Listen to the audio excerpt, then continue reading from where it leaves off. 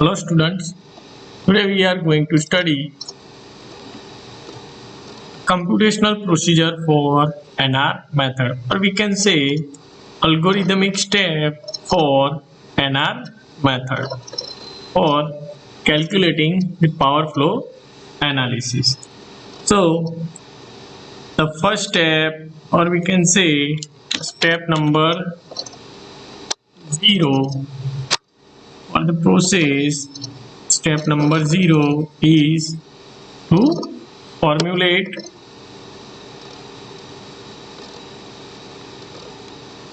bus admittance matrix, which is Y bus matrix. The first step is to formulate the bus admittance matrix of a given network. Next, step number 1 is flat start voltage. So we can say set flat start voltage. Yes, in this case, yes, we all know very well what is the flat start voltage. Here in flat start voltage, let me repeat it again. Here in flat start voltage, we will assume bus voltage. We will assume bus voltage magnitude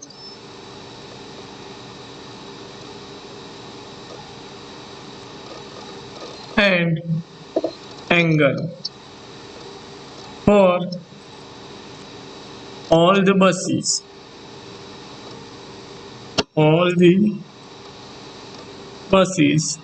except the slack bus.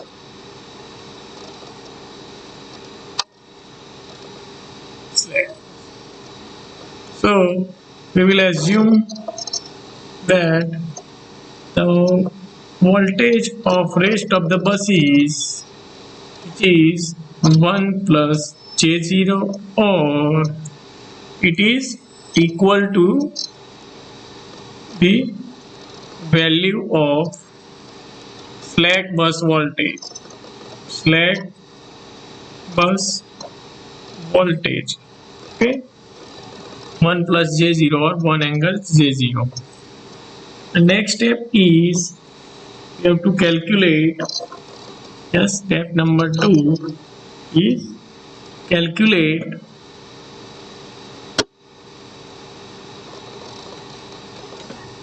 power mismatch. Calculate the power mismatch.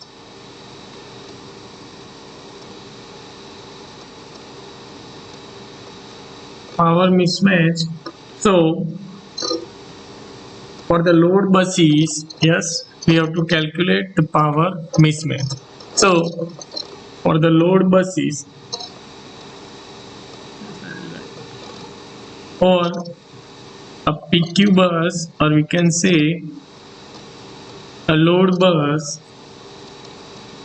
we have to calculate the power mismatch using PIK equation number 1 from previous theory. Okay, where we have write down the equation of static load flow analysis. Okay, so using that equation, we will calculate the power mismatch for PQ buses using equation number 1, and same way we can calculate the reactive power at ith bus after kth iteration using equation number 2. So using this both the equation, which is static load flow equation, we will calculate the power mismatch for load buses. So next we have to, for PV buses, or we can say generator bus or generator bus, will calculate the PIK using again the same equation number 1, and the change in PIK using equation number 13, which we have derived in our previous lecture.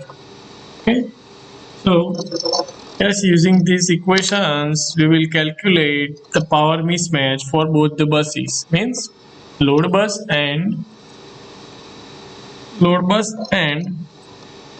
PV bus. Okay, now next is step number 3. Here we have to formulate. Next step is formulate the Jacobian matrix. We all know about the Jacobian matrix.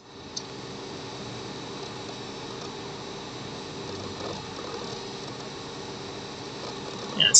So in our step number 3, we have to formulate the Jacobian matrix, and in this using all the equation, means from equation number 3 to equation number 12, we will calculate or formulate the Jacobian matrix and calculate the elements of Jacobian matrix, which is J1, J2, J3 and J4. Using these, we will calculate or formulate the Jacobian matrix. Let me remind you again, here we have the equation number 4, which shows the generalized equation of NR method for calculating the power flow analysis, and here is the Jacobian matrix using, and in our next step we have calculated the elements of this Jacobian matrix. So using these we have to just formulate the Jacobian matrix. Yeah. Now next is step number 4. Step number 4 is calculate the matrix solution. Calculate the matrix solution. So you have to calculate the matrix solution, which you have written over here. So in that you have to inverse the Jacobian matrix. Inverse the Jacobian matrix and inverse the Jacobian matrix and multiply with mismatch power. Multiply with mismatch power, which you have calculated in step number 2. So what you have to do after formulating the Jacobian matrix, in step number 1 we have to calculate the matrix solution. In that we have to just, because our main objective here is to calculate this delta and delta V for our system. So what we have to do here, we just take the inverse of Jacobian matrix and multiply it with the mismatch power. So we will get or calculate or compute the value of delta delta and delta V. Clear? Now, next step is step number 5, where in step number 5 where calculate the difference in calculate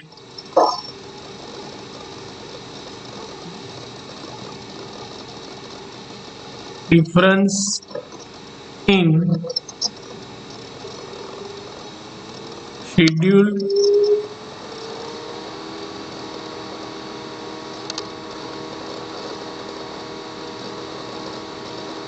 schedule to calculated power.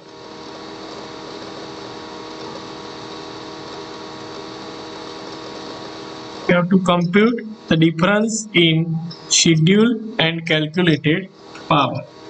We know the equation number 13 and 14. So using the equation number 13 and 14, I will write here the equation number 13 and 14. So using this equation, we have to calculate the difference in schedule and calculated power. So here for active power it is Pi K delta Pi K, which is equal to Pi schedule minus Pi K, which you have calculated using this in step number 2. Okay, here using the equation number 1. Yes. Next, similarly for reactive power, delta Qik, which is equal to Qi schedule minus Qik. So using this equation number 13 and 14, you have to calculate the difference in schedule and calculated power. Clear? Now, next is step number 6. I hope you are clear up to all step number 5. Now next is calculate estimates of voltage, magnitude and angle. We'll write calculate the new estimates for the voltage, magnitude and angle. Voltage, angle, using equation number 15 and 16. We'll write again that equation as using this equation. That means new estimates for voltage, magnitude and angle will calculate using for delta I K plus 1, means for new iteration equal to delta I K plus delta I K. So let me explain. Yes, in previous section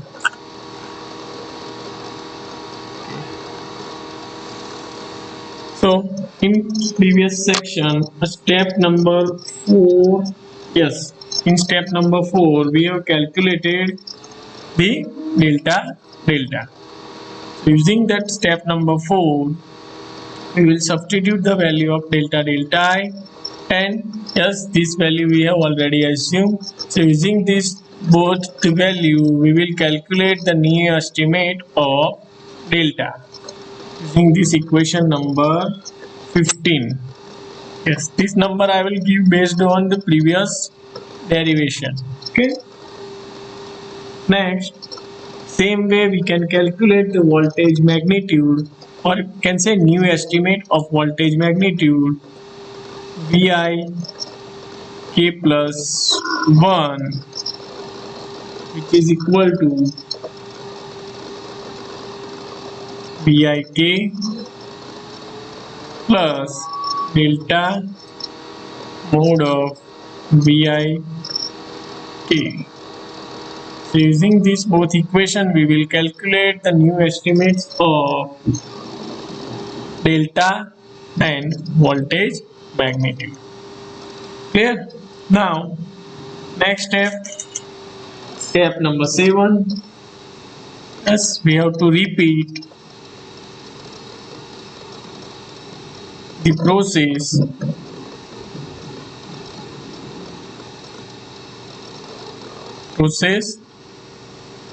until the mismatch, or we can say residue,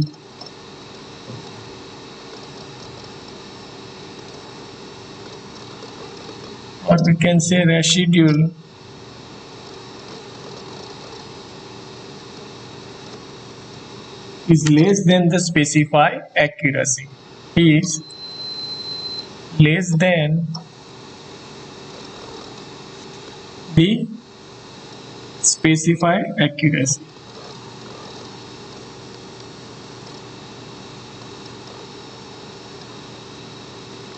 So we have to repeat up to the step number 6 till we will get the mismatch is less than the specified accuracy. So yes, to specify the accuracy, or we can say mismatch, we will use the equation delta pi k less than equal to the epsilon, which is already specified accuracy. So until this we have to repeat the process or up to the step number 6. Same way, the change in reactive power at kth iteration will less than equal to epsilon. So up to this we have to repeat the process. And yes, as I have already said that this limitation is for the n number of system or n number of buses in your system. In our case, it is not applicable as we have calculated for the network. In that, we have only 3 to 4 buses. So, it is applicable for the program which you have written in your any language. Okay. Now, the final step for this process is step number 8, which is calculate, or we can say after calculating the voltage magnitude and angle, we have to calculate, the main objective is to calculate the power flow. Yes, so to calculate the power flow and power losses of your given network. So for that, we have know very well how to calculate the power flow from between bus number I to J or from J to I, which we have already discussed in our GS method. So I will write just equation of power flow from bus number I to J, which is Sij is equal to Vi into Iij conjugate, or we can say power flow from J to I, which is Sji equal to Vj into Iji conjugate, and the power loss is calculated from summation of these both power flow, which is Sij plus Sji. Okay, we'll write here the equation for power flow for generalized bus, that means for bus number I and bus number J. Okay, I hope you have clear up to this. Let me repeat again the all 8 steps or computational procedure for NR method. So let's start from the step number 1 here, or we can say step number 0. In that we have considered that formulation, or the first step for power flow analysis is to formulate the Y bus matrix, or we can say bus admittance matrix.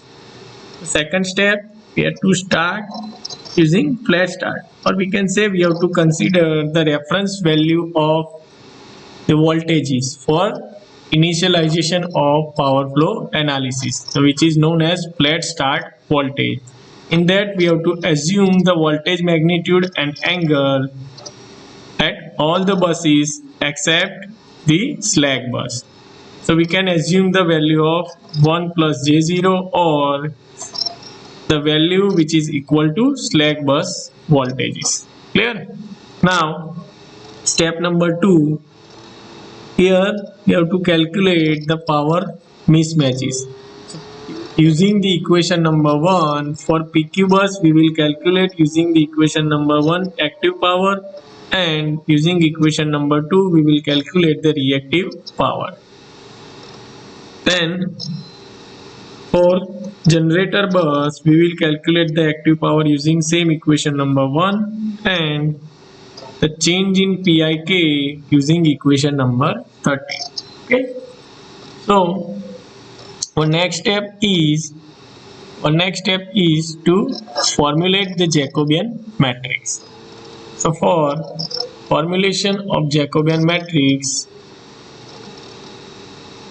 yes, we will use the equation number 3 to 12, which we have derived in previous lecture. So using this all the equation, we need to calculate the elements of Jacobian matrix, which is J1, J2, J3 and J4, which is over here. Yes. Now next step is we have to calculate the matrix solution. So in that, our main objective is we have to calculate the change in delta delta and delta V.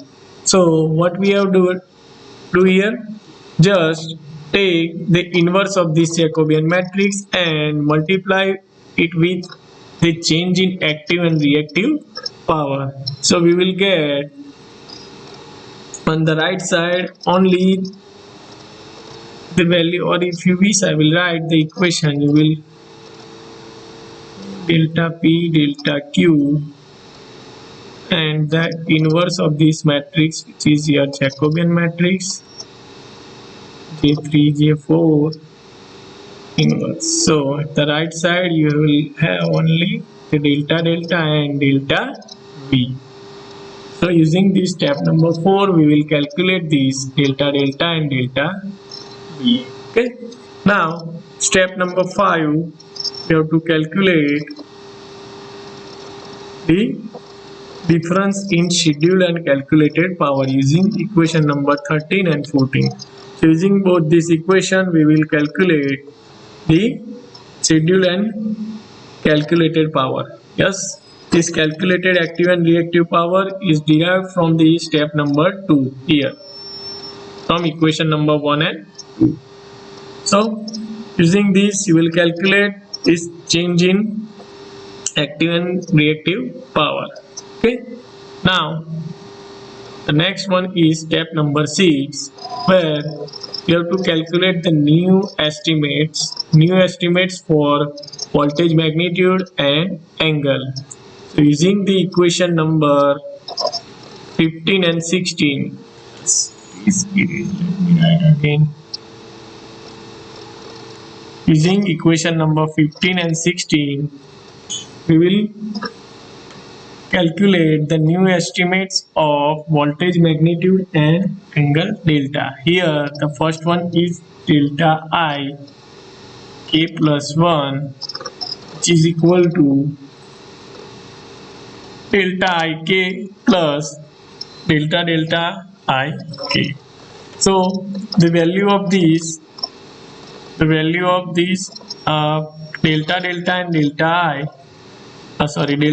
and delta v you have derived using the step number 4. So in step number 4 you will get the value of this delta and delta v. Using that value you will calculate the new value of delta and v. Okay, now next step, until when we have to process this iterative conversions. So in NR method the stopping criteria is decide from here until the mismatch is less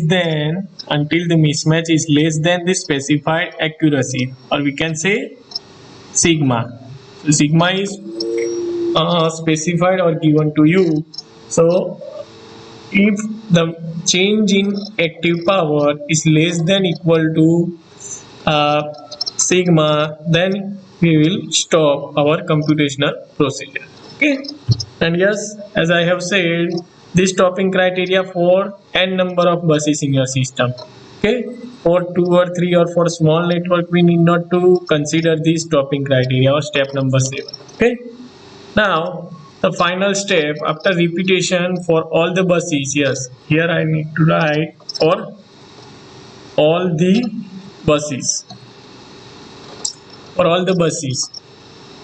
Okay, we have to repeat the process and calculate the delta and v. Okay, now just calculate the power flow and power losses, okay, which we have already calculated using GS method. Using the same way we will calculate the power flow and power losses. Okay, I hope you have clear. In next lecture we will calculate the example based on NR method. Okay.